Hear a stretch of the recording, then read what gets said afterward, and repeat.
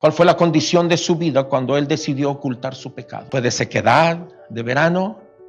Y no se supone que en el verano no debe haber sequedad, pero así es la vida cuando se aparta de Dios. No se disfruta, aunque aparentemente se tenga todo. Pero una vez que el rey David se veía angustiado, decidió humillarse en arrepentimiento y confesar su pecado. Entonces fue cuando él experimentó la verdadera felicidad.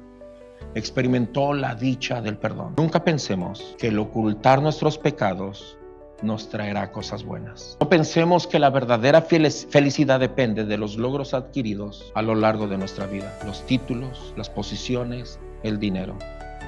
La verdadera felicidad se encuentra en el hecho de saber que podemos acercarnos a Dios cuando hemos pecado y que Dios está dispuesto para perdonarnos y librarnos de los tsunamis del pecado, de esos tsunamis emocionales, físicos, como consecuencia de los pecados no confesados.